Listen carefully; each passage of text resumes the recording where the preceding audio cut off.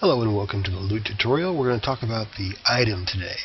A Lewt item is an object, just like any other virtual world object, that can be passed around, sent by notification, or maybe just left on the ground. But it's a reservoir object that can interact with a Lewt container in such a way that when it's touched by somebody who has the appropriate Lewt container, it's taken into the container and vanishes from the world. When you're creating these things, one important thing to notice is the name. You have to be very careful when you name your Lewt item, because anything in this field, the name field, is going to end up in your container. If your name is too long, like say over 24 characters, it's going to get shortened. If your name is over 9 characters, well, it may not show up all the way in dialog boxes when you're trying to go through your inventory or trade things or what have you. So you want to make sure at least the first 9 characters are fairly unique. For instance, if you had a mushroom soup and a mushroom sauce, well, the first 9 characters there are only going to take you to the end of the word mushroom. So you're not going to be able to tell the difference between the two when you're trying to use one of them with the other for a recipe, or trade one or the other to somebody else. So it's important to try to keep the first 9 characters unique. And another thing to consider is the capitalization. Now, an apple with a capital A is a different item than an apple with a lowercase a. If you have say an oven somewhere else in your area that takes apples to make an apple pie, and those apples have lowercase a's, well, the uppercase A apple is not going to make it a pie at all. It's going to say you don't have enough apples. You have to be careful that you're consistent in your capitalization and you remember how you capitalize things when you use them later. Okay, permissions.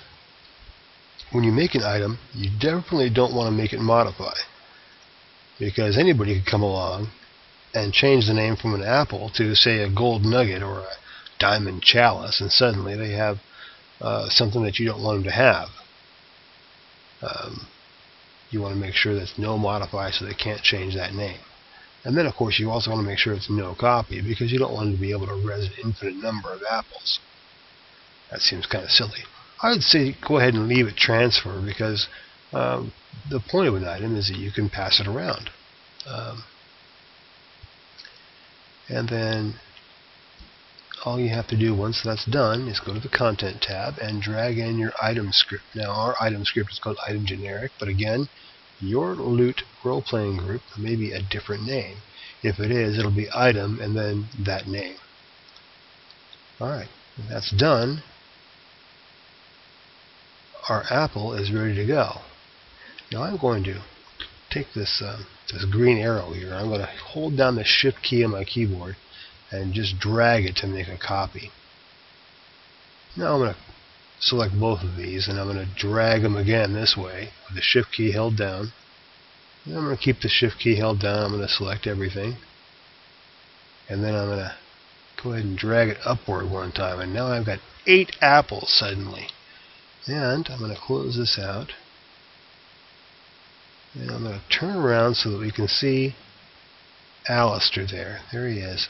There's his belt pouch. He's got nothing in his belt pouch right now, but I just touch some of these apples here. Let's pick up 6 of them there. And then we'll touch his belt pouch again, and he's got 6 apples. Wonderful. And then we'll do the same thing to this one. We're just going to edit that. We're going to make it no modify, no copy, and no transfer, which is already done. We've called this one a green apple, and again, we've been consistent in our capitalization.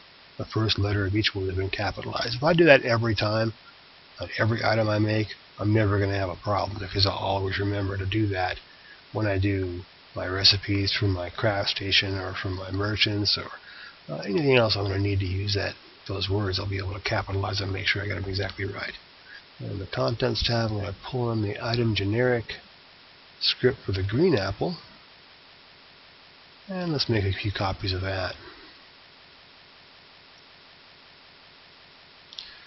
I'm just going to hold down the Shift key and make about 4 of those. And I'll go ahead and pick them up. And now Alistair has 6 apples and 3 green apples. Just like we thought. But the point of these things is not to add things to my loot pouch, it's to create loot items. So I'm going to take these, and then I can pass them out to people if I want to as a reward, or just leave them laying around so people can pick them up. Now, one thing to consider is a loot item, once it's placed and once it's picked up, it's gone forever. It's no longer in the world. Also, they won't work if you wear them. If you try to wear an apple, for instance, in your hand and then try to touch it, it's not going to work. It won't go into your pouch if you your hand. It has to be rezzed out into the world. So you'll need to be somewhere where you can res things in order to use them. If you want something that's going to, say, an apple tree, might have some apples on it, and those apples might regrow after they've been picked. Well, then you want to use a node. A node is going to be in a future installment, and we'll talk about that a little bit later.